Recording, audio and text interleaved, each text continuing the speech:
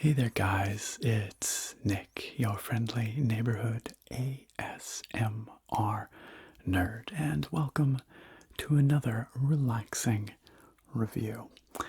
Now I've got a surprise for you today, and that's that I'm not reviewing a mechanical keyboard for once. Today we're going to take a look at a gaming mouse. Now I've reviewed a few gaming mice here on the channel before, but it has been a very long time and I do get requests occasionally, so I figured it's time. Today we're looking at the Drevo Falcon. This is an ultralight gaming mouse from Drevo, and that name might be familiar to you if you frequent these relaxing reviews, because I have reviewed some keyboards from Drevo before and found them to be generally pretty good products that were maybe cutting a few corners that shouldn't be cut, but overall not bad.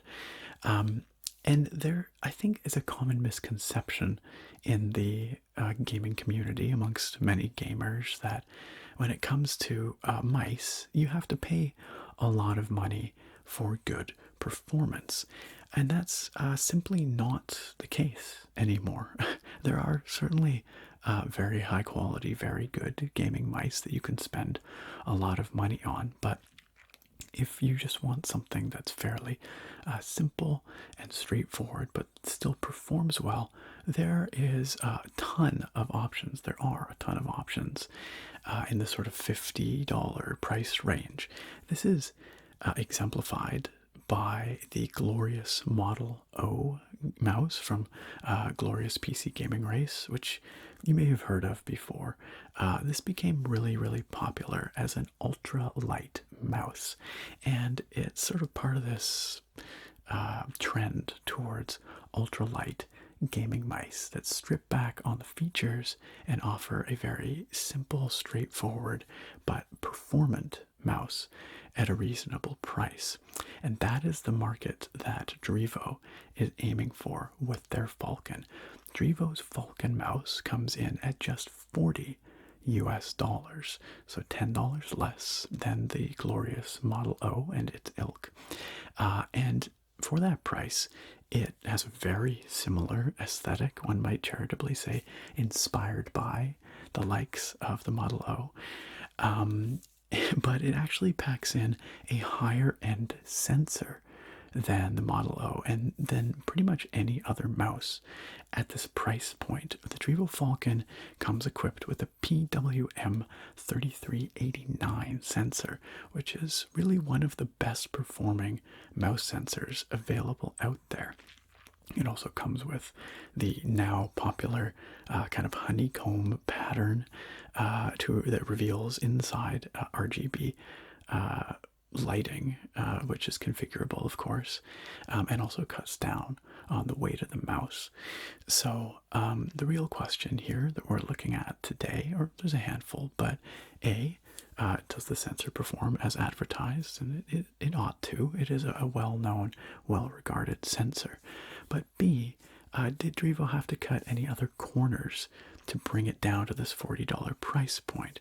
We're going to be looking at questions like, how are the ergonomics? How's the build quality?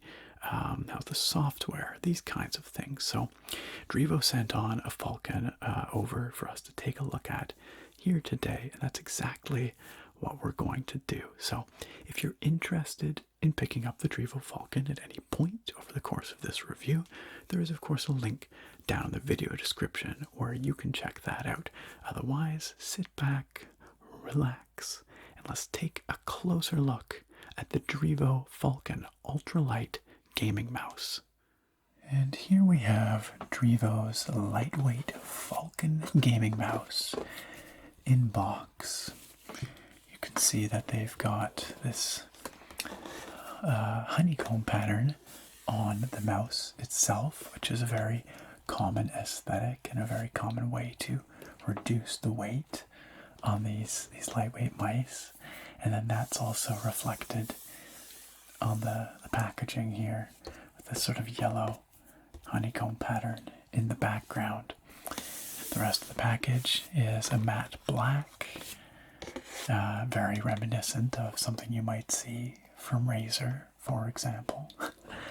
Drevo has definitely emulated that Razer aesthetic before in their packaging and product design, so it's not too surprising to see that. But overall, this looks appealing, professional, or at least, gamer professional, if you want to call that a thing. It has the branding Drevo up here.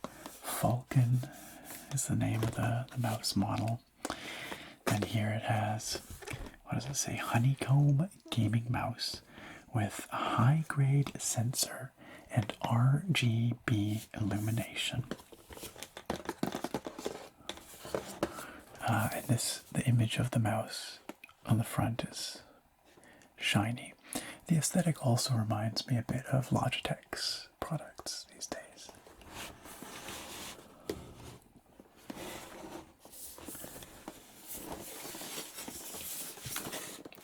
On the side here, another picture of the mouse from the side, inside profile. You can see there's more of that honeycombing on the side. It's also that honeycombing that lets the RGB light shine through.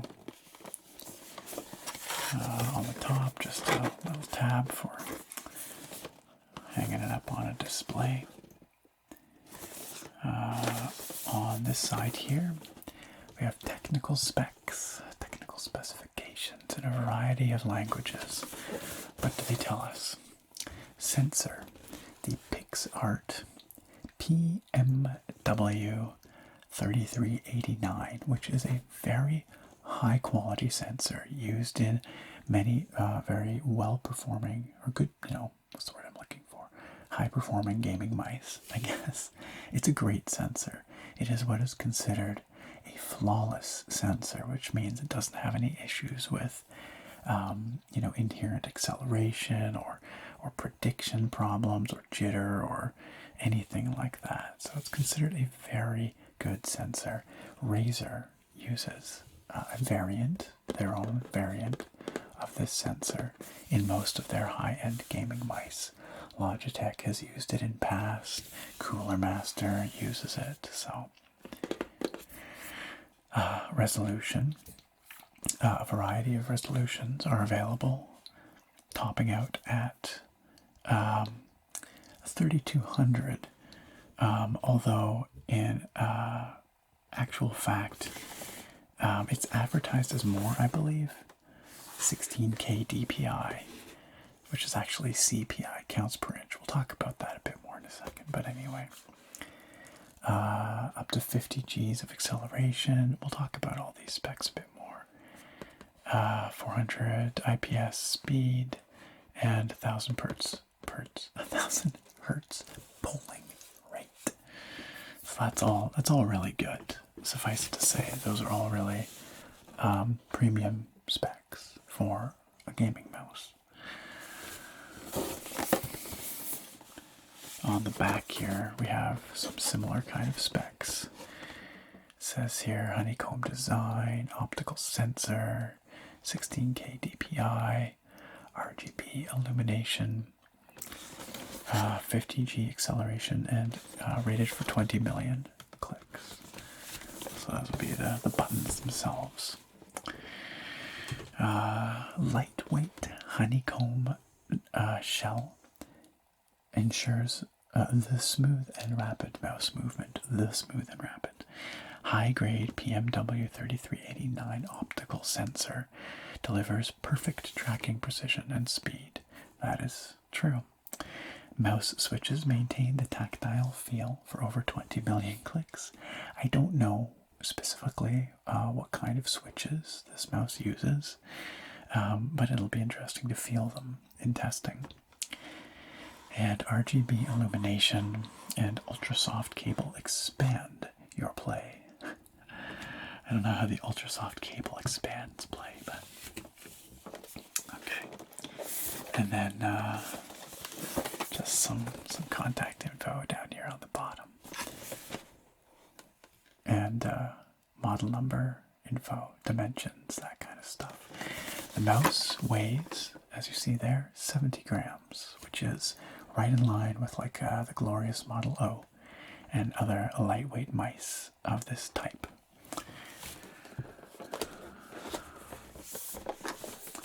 Okay, that does appear to be the outside, so let's open it up. And for this, I should have brought some scissors or a knife, but I did not think to do so. So hopefully we can just peel away this sticker here. Sealed with clear sticker seals on both ends.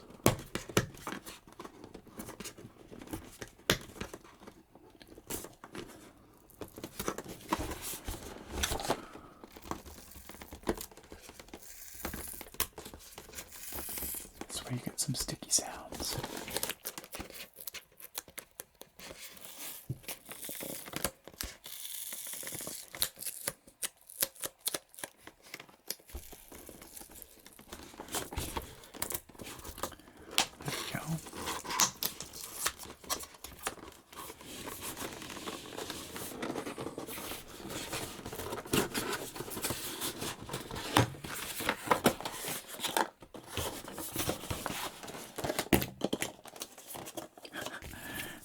Little tag, no, not tag, rack, I don't know, what do you call this? A handle? It's not a handle, hanger. That's the word.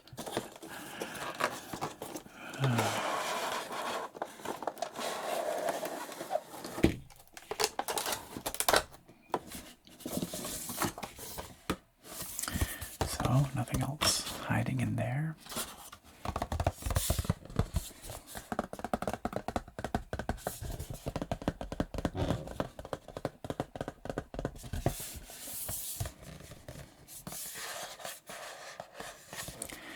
Nice sounding box.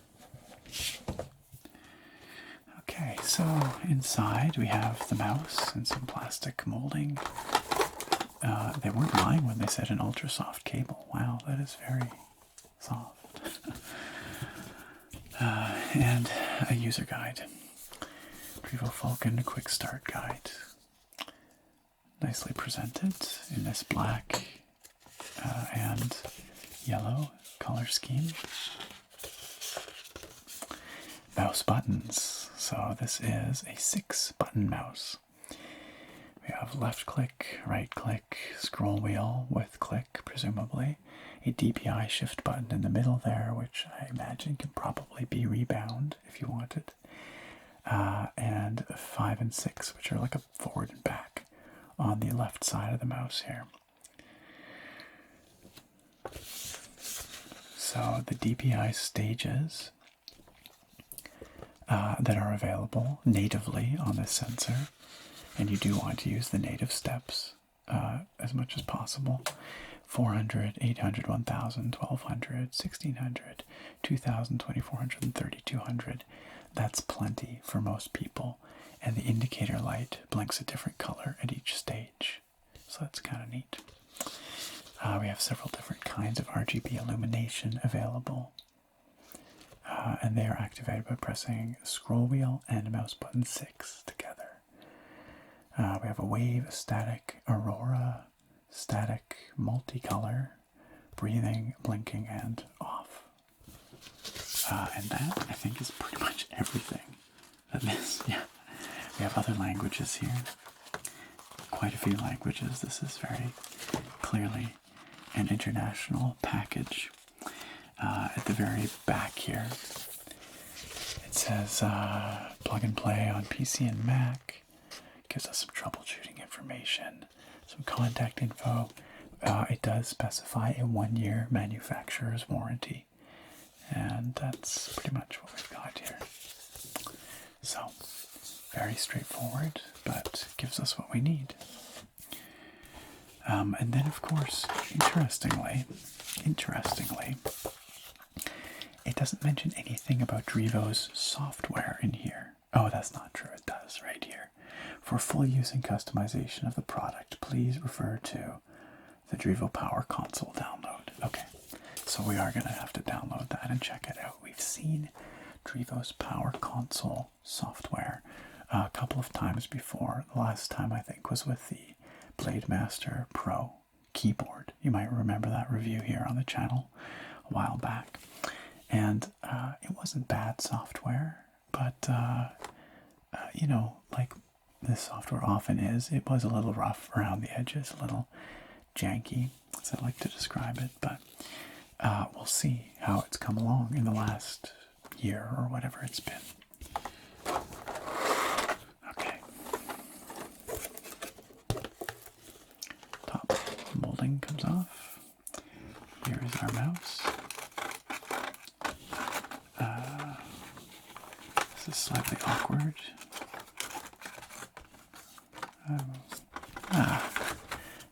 Wouldn't be a Drevo product without the shiny Drevo sticker, which I guess is a horse with a gear. It's kind of how I've always interpreted it.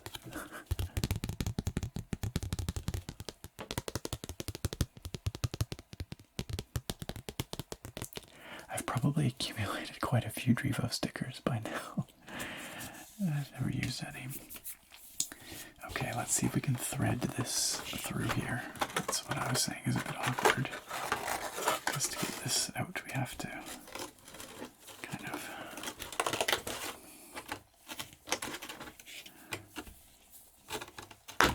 do that. Just nothing exciting or fancy about this. Aside from it sounds kind of nice, doesn't it?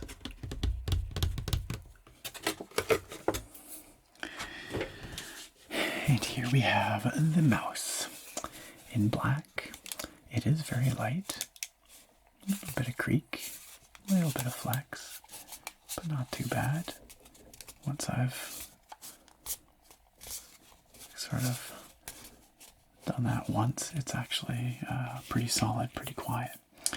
So, non-removable cable, obviously, because this is not wireless, it is wired only, but if you want the lightest possible mouse, a wired mouse is what you want, because it doesn't have a battery inside, of course.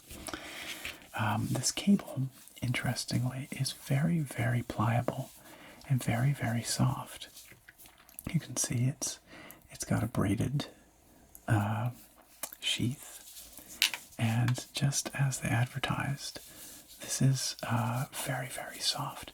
Oftentimes these braided cables, they can be a little stiff, you know, a little bit resistant, but this is quite soft, and that should be good because it means that you won't really get any cable feedback on the mouse itself. And that's very important, especially with a light mouse like this, because it doesn't take a lot of resistance in the cable to push back on the mouse, right? So it looks quite lengthy. It's just bound here by just a twist tie, no fancy cable wrap here or anything. Ferrite choke at this end, and of course a USB Type A connector, nothing fancy. It's not gold, it's not got Drevo branding or anything. Actually, it's just generic black housing. Okay, coming back to the mouse here, we've got this, well, let's look first of all at the overall shape of the mouse. It is a relatively subdued arc to it. It's not going to sit really high up in your palm, but neither is it super flat. I think this is probably good for claw grip players or palm grip players. It sort of strikes a nice middle ground. Actually reminds me quite a bit of the arc on something like a Razer Death Adder, which is a very classic design. My hands are a little on the smaller side, and this fits very comfortably in my hand. I tend to also be a claw grip user, so I grip it, my mouse from the sides, and then I manipulate it like that. I don't sit my whole palm and move with my wrist. I more move with my finger motions, and this seems to support that quite well. It is a symmetrical design, except for the button placement. So You could use this as an ambidextrous mouse. A lefty could probably use this quite happily. But these buttons 5 and 6 are going to be obviously on this side, and as a lefty, I guess maybe you get used to activating those with your pinky or your ring finger, I don't know. But as a righty, like myself, these are obviously meant to be activated under the thumb. But yeah, it effectively is ambidextrous. You could use this with either hand, I think. In terms of buttons, like I said, we've got the left click. It feels solid, if a little bit rattly. Not rattly, but what's the word I'm looking? Sharp. I guess it's a little sharp. It's not a soft click.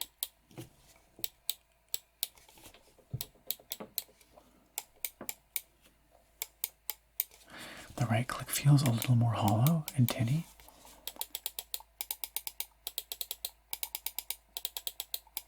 The left click feels nicer, but they're both totally functional. We've got our scroll wheel click. And the scroll wheel is pretty loosely scrolling. It's not very clicky in its scroll. It's coated with this sort of rubberized surface to make it easy to scroll. It's got a nice soft sound to it.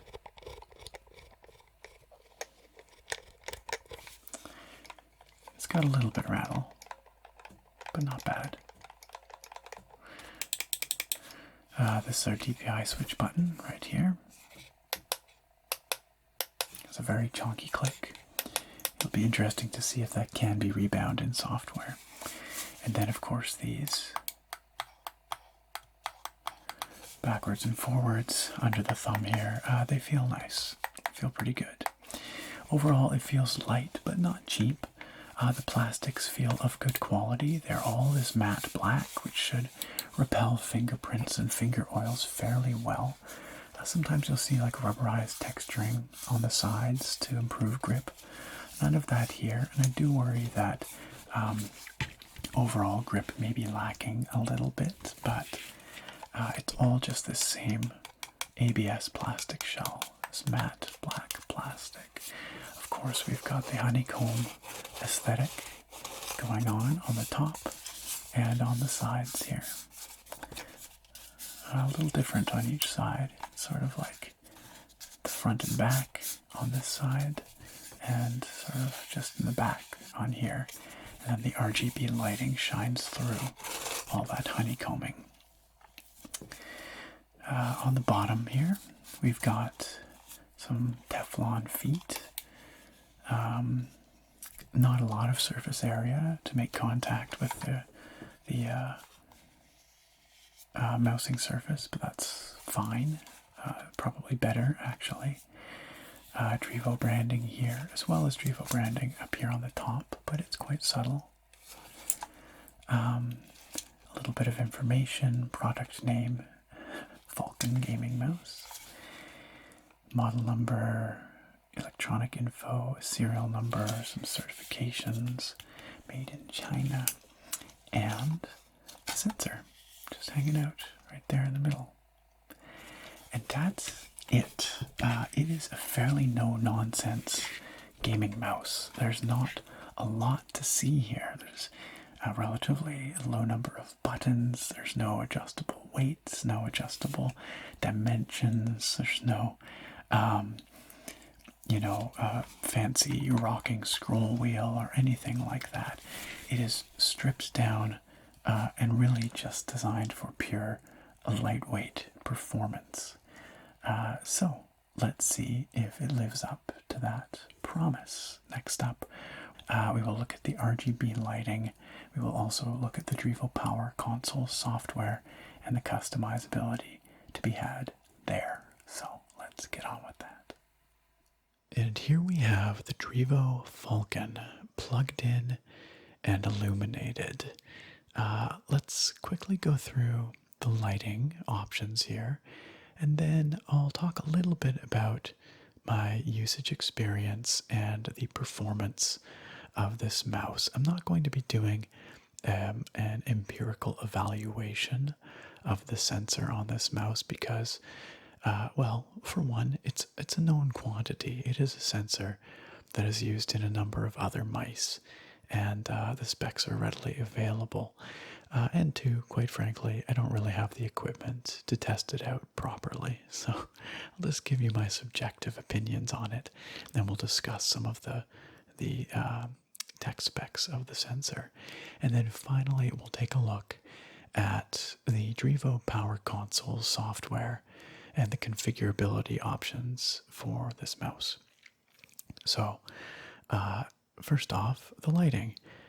When you plug it in, this is what it looks like by default. This is this beautiful kind of wave pattern moving from front to back on the mouse, and you can see that all those little honeycomb holes there illuminate. And it's got this kind of diffuser layer underneath that gives this matte look to the lighting. And also the edges of the scroll wheel illuminate as well, the sides of the scroll wheel. What's more, if we turn it over here, you can see that there's actually a faint honeycomb pattern that's visible underneath the bottom plate as well, and it illuminates as that light moves, which is kind of interesting. I'm not quite sure why that is. Overall, I think the visual design of this mouse is really nice, especially when illuminated. Now, I must point out, I did a bit of research, and it turns out that this shell on this mouse is used in a handful of other low-cost gaming mice as well. And this design in general is very similar to others on the market. That's probably because they're all borrowing from the same pool of parts, and that probably keeps costs down. However, it seems like a lot of those other gaming mice do not come equipped with as capable a sensor as the Drevo Falcon here. But anyway, I think it looks pretty good once it's illuminated like that. Now, we do have a handful of different lighting options that we can cycle through here without any software required. So if you don't want to install the Drevo Power Console software, you can get away with doing so, or with not doing so, I should say. You can hold down the the mouse wheel here, the click, and you press the back button on the right hand side here to change. So there we are.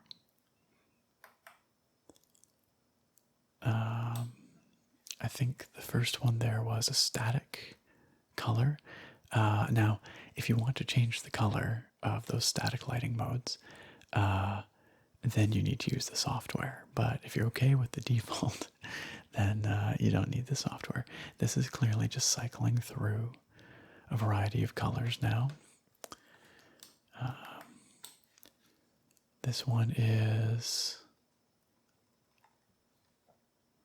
It looks like it's a couple of different colors, but a static mode with a couple of different colors, perhaps.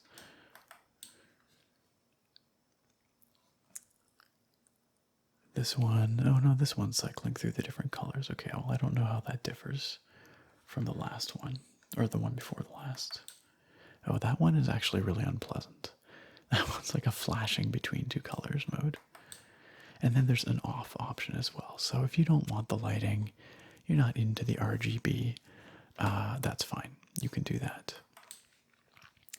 And now we're back to that colored wave that we started with.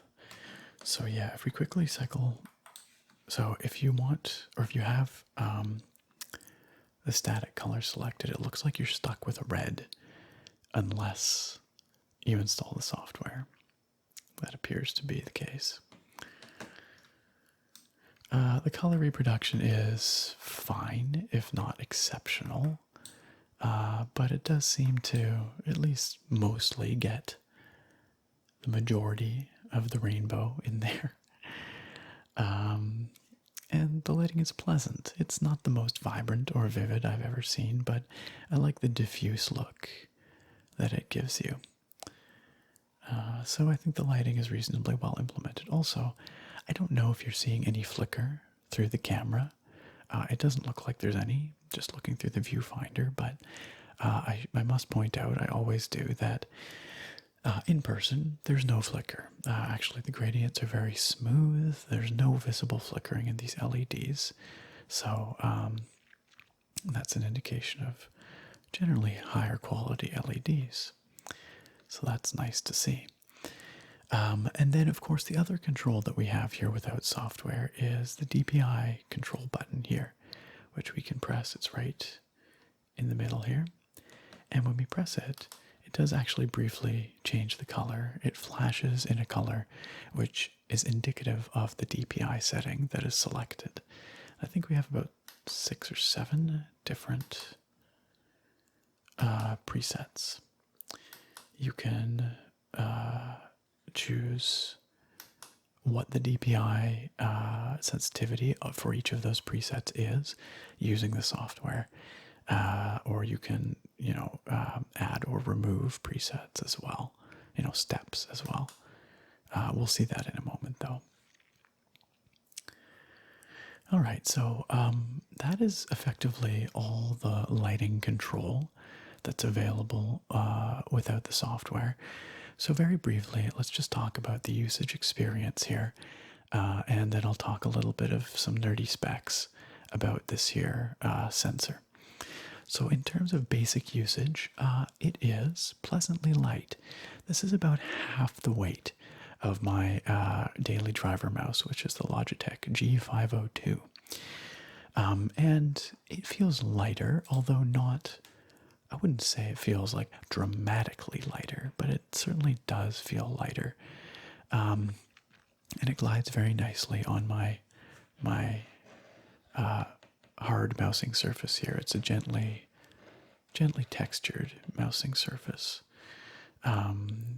Those feet seem to do a pretty good job of gliding on that surface, although I will say they do seem to pick up a little bit of dust right around the edges of those feet. You can sort of see there. That's just from regular use. But to be fair, my Logitech G502 does the same. That's just kind of the way mouse feet are, I think. In terms of the ergonomics, this is a really great mouse for, I would say, small to medium-sized hands. My hands are pretty small, and they fit this really, really nicely. If I want to set the arch of the mouse here in my palm, I think that's probably the ideal fit. So if you are a palm gripper, then this will be great for you. As a claw gripper, I like to keep the mouse just controlled by my fingertips, essentially, and I like to leave a bit of space between the arch, the back of the mouse here, and my palm, so I can kind of move it around like this. And for that, it is good, although perhaps not quite ideal. This isn't an especially high arch, so it's not a problem really, but I do find the mouse bumps into my palm just a little bit when I'm trying to do it this way with the claw grip, and my fingers aren't situated quite as far forward on the buttons perhaps as they're supposed to be, but it's still quite functional using the claw grip. Now those buttons, by the way, you can hear them at work here. They feel pretty good. They have a very definite click to them. In fact, the left click is a little firmer, a little stiffer than I'm used to. And the result is that for the first while using this mouse, I wasn't double clicking properly. I was not applying enough force to double click properly. So I would click once and then I'd have to, oh crap, and then try again. I've now gotten used to the stiffness of that click, and it's not a problem, but it might be a little stiffer than some of you are used to if you're coming from, for example, a Logitech G502, which has a bit of a lighter click to it. The clicks themselves are reasonably satisfying, if perhaps a little bit tinny. They don't feel quite as nice as the Logitech, I would say, as a G502. Here on the side, we have some relatively nice clicks as well. It's funny, actually. These buttons are like, that squeakiness you're maybe hearing is just from the texture of these buttons. They've got kind of a glossy texture. And they just kind of make that noise. But the middle mouse click has a nice, reasonable solidity to it. And the scroll is actually pretty good. It just has just about the right amount of resistance. One feature I really do miss, however, from my Logitech G502 is it has an extra button right here that essentially releases the scroll wheel to scroll freely rather than in increments. And that is fantastic for scrolling down large pages of data or text, which I do a lot of document navigation like that when I'm working. And to just be able to click that button and then just kind of let the scroll wheel freely roll really speeds that up. That's missing here. In fact, I've only ever seen that feature on Logitech mice, so it might be something they've patented. I'm not sure, but I do quite miss that feature. And there's really nothing else going on with this mouse. It is very bare bones. You know, you've only got the 5 mice, or 5 buttons, 6 if you count the DPI switch button, which can be rebound, as we will see when we look at the software in a moment. But yeah, it's very straightforward, simple mouse, not especially feature rich, but reasonably comfortable to use, effectively ambidextrous, and definitely quite light, and glides very nicely. The overall feel of this mouse, I would say, is it does feel a bit like a budget mouse in that I would say the plastics are not quite as high quality as I initially thought. Maybe pulling it out of the box there, they do feel a little bit on the cheaper side. It's hard to explain exactly why, but they just don't feel quite as nice as higher end mice I've used. And it does feel quite hollow, but that is, of course, the whole point of an ultra-light gaming mouse like this. So I suppose I can't really fault it for that. It has a little bit of creakiness to it, you know, if you squeeze it, but not too bad. Overall, quality control does seem good. You know, it looks and feels solid, I would say, if not premium. Maybe that's the best way to evaluate it. The texture of the plastic and the type of plastic they use, no doubt an ABS, does seem to do a pretty good job of repelling fingerprints. I've been using this for some weeks now, and I've not wiped it down or anything, so you can see it's done a pretty good job of maintaining its matte aesthetic. So now the final little bit that we should talk about here before we move on to the software is the sensor in this mouse, and that is actually one of the high points. This mouse uses a PMW3389 sensor by PixArt, and that is a very high-end gaming sensor. It is capable natively of 1600 CPI, or counts per inch. That's essentially the resolution of the sensor, the number of individual steps that it can register in a linear inch. So, you know, you see this number advertised quite widely on mouse boxes and stuff. And a lot of it comes down to marketing. Sometimes manufacturers will fudge those numbers a bit, or they will use firmware to sort of artificially inflate them, which can result in issues like jitter and poor tracking. But this mouse does not. It just uses the native true resolution of the PMW 3389. So 1600 CPI is available to you, and that matches the very best from the likes of Logitech, Razer, and those guys. So that's pretty good.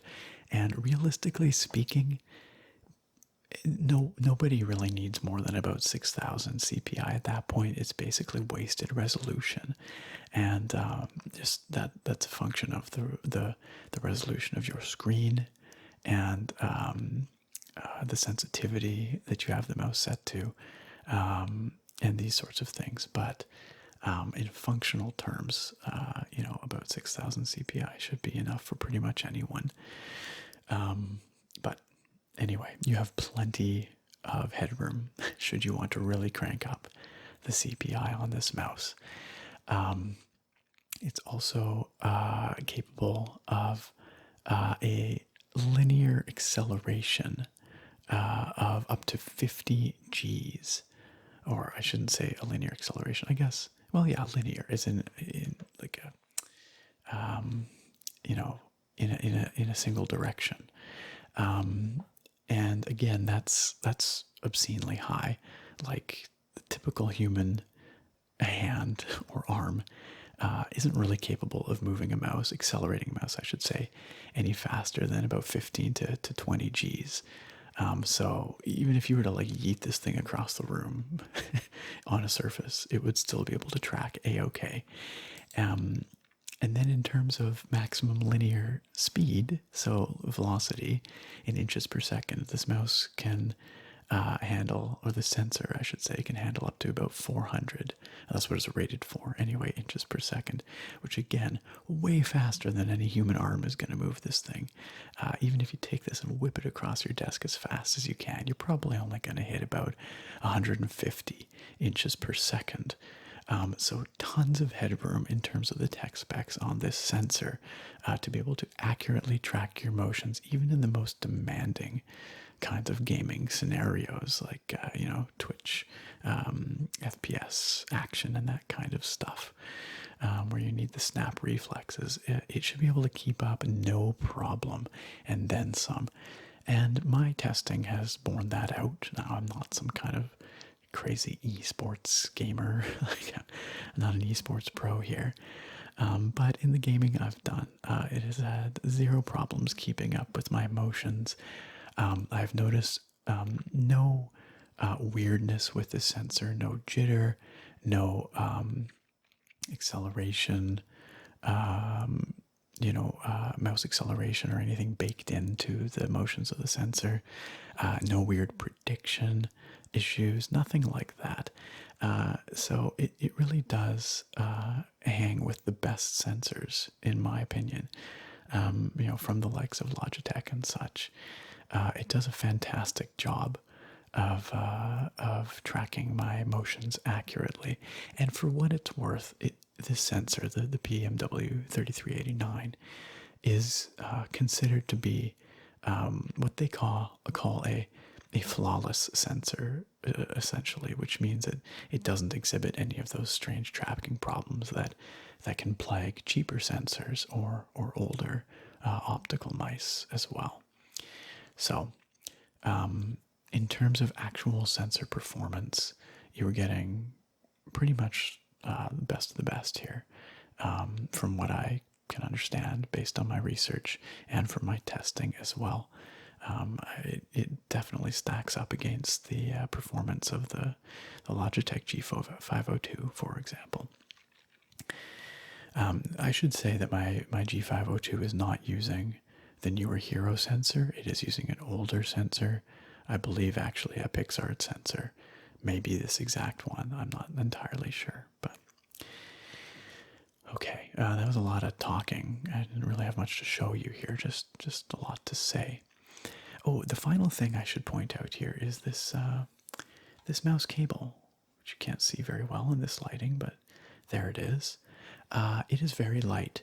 I am very sensitive to mouse cables that are stiff or heavier and that pull on the mouse. I hate it when I feel like I'm fighting against the cable, you know, and then it's like tugging on the mouse. That is absolutely not the case here. I don't even notice this thing most of the time. It is a very, very light and very, very soft cable. If anything, I wish it was a tad heavier, because I find it doesn't always lay flat on the desk because it is so light. But I suspect that is something that will sort itself out in time as it just kind of just gets used to sitting on the desk surface instead of being all wound up in the box like that. Okay, I think that's everything. I think that's all I wanted to say. Let's move on to taking a look at the software. And here we have the Drevo Power Console software. This might look familiar to you if you ever saw my Blade Master Pro review. You can also check that out. I'll pop a link there for you if you're curious about it. So this is not the first time I've looked at this software, but it does look like there have been some modifications and updates in the meantime, and of course there will be some features unique to the Falcon. So it's a unified interface for all your Drevo peripherals, as well as apparently Varmillo. You guys might recall my previous review, or yeah, I guess it was my last review here on the channel of the Varmillo MA108M, which is an entirely different company, and this is not what it looks like at all. I have no idea why this software has picked up my Varmillo board, but I did click through on it just out of curiosity. It's not the right layout. There's something buggy going on there. It's kind of funny that it picked it up, though. We are interested in the Falcon, however. Now you can download this software from Drevo's website. It is readily available there. It seems like it's updated with some frequency. You do need to make an account to log in and use the software, or at least you are encouraged to. I should say, you know what? Why don't we take a look here? If we were to switch user, there is an offline button here. Now, the last time I tried this, that offline button did not work, but that was an older version of the software. So let's try it now. If I click offline, what do you know? There you go. It does seem to work in offline mode. I think the benefit of having the account logged in is that perhaps you can save profiles to your account. I do think that is an option. We've cloud backup there. Yes, you can turn it on. I don't have it on, obviously, but it is an option. It's available in a handful of different languages, which is nice. You can set it to auto run at Windows startup or not. You can update it automatically through here. All that kind of stuff. So this is fairly fully featured software in that regard. It has a profile manager that you can access from sort of outside the specific settings for your device, as well as a macro manager. Yes, the game statistics. I totally forgot about this.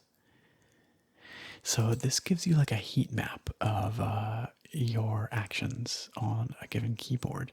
It doesn't seem to apply to the Drevo Falcon. So you're not going to get a heat map of your button presses or anything, which is too bad. That would be kind of interesting to see. But anyway, let's dive into the specific settings for the Falcon here. So we're met with a relatively clean interface that allows us to remap each of those 6 buttons. So left click, right click, your scroll wheel click, that DPI button, like I mentioned, it is remappable, and your back and forward on the left side here. It's pretty easy to do. All you do is you click it, and then you can rebind it to a mouse button. various key combinations or macros, or multimedia controls. You can also have it switch the DPI if you want, or set to a specific DPI setting. Those DPI settings, of course, are accessed over here. So as you can see, by default, we have, 8 steps, 8 individual steps. You can enable or disable any of them. So if you just wanted to have 3 DPI steps, you could do that. You can also adjust the specific DPI of each setting if you want to do that. I believe. Can we? Well, maybe we can't. Let me see. Oh, no, I'm mistaken. Oh, no. Ah, there you go. Yes, of course you can. It's just not controllable with the keyboard. It's only using the slider here. So it looks like that moves in increments of 100 DPI. They call it DPI here. Really, it should be called CPI, counts per inch. DPI, dots per inch, is a terminology borrowed from like the print world, which doesn't really apply here, but it gets the point across. People just sometimes call it DPI. Now, one thing I did notice is that you can drag this all the way up to 26,000. That's a weird thing because this sensor is rated for 16,000 DPI maximum, and Drevo advertises this mouse as a 16,000 DPI mouse. I suspect that there's some weird firmware stuff happening in here to allow these higher levels, but I wouldn't drag it up that high. I would never use it on those settings. In fact, like I said, I wouldn't recommend anything over about 5,000 or 6,000. It's honestly completely superfluous. But anyway, for whatever reason, the software does let you take it up that high. Should you mess around with these in ways that you do not want, you can always just hit restore to get back to the defaults here. You can also change the color, I think. Can we change the color? Maybe not. Maybe that one's fixed. Okay, well, it looks like each slot just has a fixed color then. I thought I'd be able to change that, but I cannot. So anyway, fairly comprehensive DPI control options there with 8 different steps. That's pretty darn good. We've also got lighting control here. We've got the same settings that we saw just through the onboard hardware control there, but we can pop through them here in software should we want to. And the nice thing about this is we can change the color for instance, the static settings. So here we are on our red color. We can double click this. There we are. And we have full RGB control over that, which is great. And we also have some additional controls over, for instance, the speed of the wave effect. We can turn that up if we really want. That does indeed speed it up. We can also change the direction if that interests you. We'll keep it as it was. And we have a handful of different controls depending on the lighting setting. Breathing. We can pick the colors that it cycles through in the breathing mode. You can pick the colors that it cycles through in this blink mode, which is just horrendous. So, reasonably good control over the lighting there. These are just basic Windows mouse control options. Improved pointer precision should not be on by default. I don't have that on in Windows. That's basically Windows-based mouse acceleration. I don't know why it has that on here, but that is not correct. I don't have that turned on. Also, the polling rate, of course, it defaults to 500 Hertz. You might as well turn it up to 1,000. There's no reason not to for a wired mouse like this. It's not like you're wasting battery power or anything like that. I did have that at 1,000 Hertz previously, but I clearly hit the restore button there, so that set it back to the default 500. we've got a macro editor. It's your basic kind of macro editor. You can record your keystrokes or whatever. You can set the time that you want between, like a delay between actions. You can have them cycle, all kinds of stuff like that. No reason really to go into detail there. It does everything you expect a macro editor to do. And then you can save profiles. So if you want to have multiple profiles, that is an option here. And you can add new ones as well. It seems like there's an arbitrary number of them. And that, ladies and gentlemen, pretty much covers the software. Honestly, this software is great. This is really, really good by the standards of most budget mouse software suites, we shall say. It's clean, it's straightforward, it's intuitive, it gives us all the controls we need, none that we don't. And what more can you ask for from your mouse software? So, you know, this being a fairly no-frills mouse, there's not a lot going on here, but it does everything as advertised. It gives us what we need for this particular mouse. So, that's good to see. All right, well, now that we've looked at the lighting, we've yacked a bit about the tech specs on this thing, and I've given you some of my personal subjective opinions on using this mouse, and then we finally took a look at the software here. I think it's time we reconvene face to face, and I run down the pros and cons. Let's get to it. And we're gonna jump right on into the pros and cons here, starting with the pros. I've got a lot of them, so settle in. First of all, this is a light mouse. It's not quite as light as some of its competitors. It's about 3 grams heavier than, for example, the glorious Model O that I keep referring to, but you're never going to notice 3 grams, really, of weight in a mouse. I challenge anyone to pick up the difference between the weight of a Model O and the Drevo Falcon here. So if you're looking for a light mouse, this one definitely does that. It's also got a very light, soft, and flexible cable. This is the certainly the lightest cable that I've ever encountered.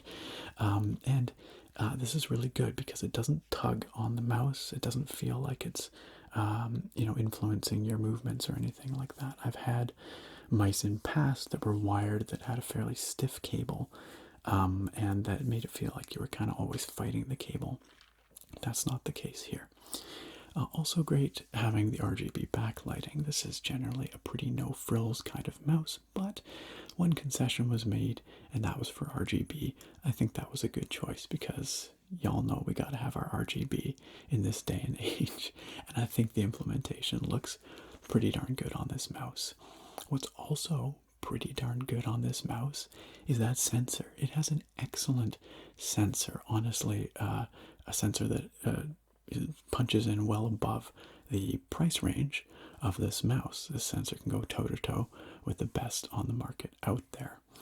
I also found that it was quite comfortable to use. It felt good in the hand, maybe a little bit more oriented towards a palm gripper, someone who wants to feel the arch of the mouse in their palm, but not bad for a claw gripper like myself either. It also miraculously has some pretty good software.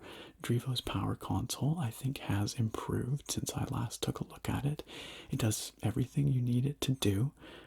It does it relatively cleanly. It's fairly intuitive. It looks pretty good doing it. Really no complaints with the software. And finally, this mouse does all of that for a reasonable price. It is fairly inexpensive. At $40, that's about the minimum that you can expect to be spending for a performant, gaming-oriented mouse that has a high-quality sensor. And this one does have a very high-quality sensor, which makes this mouse excellent value. Over here in the cons, I'm going to be real, I have very little to complain about with this mouse. This might be the most sparse con section I've ever done in a relaxing review. But I will complain about a couple of small things. The first is that in terms of features, this mouse is very bare bones. Now, part of that is by design, of course, because it's intended to keep the weight down. This is a very light gaming mouse, and as you layer in more features like wireless connectivity or things like that, of course, the weight goes up. Nonetheless, it does feel very simple coming from a mouse like the Logitech G502, which is my daily driver. I did find myself missing some features. For example, the clicky button that lets the scroll wheel alternate between clicky scrolling and free scrolling. That's something I personally use a lot on my G502. I was really missing that here. And this mouse also doesn't have any other fancy features like, swappable shells or adjustable dimensions or even very many buttons. Honestly, it's only got 6 buttons, which for some people might not be enough. So this is a very simple, no nonsense kind of mouse that might not be for everyone. And then the second thing that I'm going to mention here is that the plastic does feel a bit on the cheap side. It's totally functional. It didn't really pick up fingerprints in any noticeable way. It does the job and it looks okay, but it just doesn't feel quite as nice in hand as some more premium mice I've handled. The finish doesn't feel quite as premium. It just feels a little bit cheaper, but considering the price of this mouse and the performance of this mouse, that's fairly excusable. Still, though, it's worth mentioning that, well, this mouse does feel solid. It doesn't feel premium. So what, then, is my final verdict on Drevo's Falcon mouse? Well, honestly, I think this is an excellent lightweight gaming mouse for budget-conscious gamers. It does come in a little heavier than some of its competitors, such as the glorious Model O, which it very clearly mimics, but it does pack in a higher quality and more performant sensor than the glorious Model O, and it's $10 cheaper, which is no small feat. It's fairly no frills as far as gaming mice go, with the RGB lighting being pretty much the only aesthetic flourish. And it's not going to satisfy people who want lots of features or lots of buttons or wireless connectivity or anything like that. But if you are in the market for a lightweight, no-nonsense gaming mouse that performs up there with the best of them, and it's not going to break the bank, I think Drevo's Falcon is an excellent, excellent choice. And that, my friends, brings us to the end of another relaxing review. Special thanks to Drevo for sending over the Falcon mouse that we unboxed and took a look at here today. And of course, if you're interested in picking one up for yourself, you can find links down in the video description where you can do exactly that. And of course, special thanks to each and every one of you for watching. I really, really do appreciate you coming on out here, watching what I do, supporting what I do. It means a lot to me. I hope you found this interesting and informative.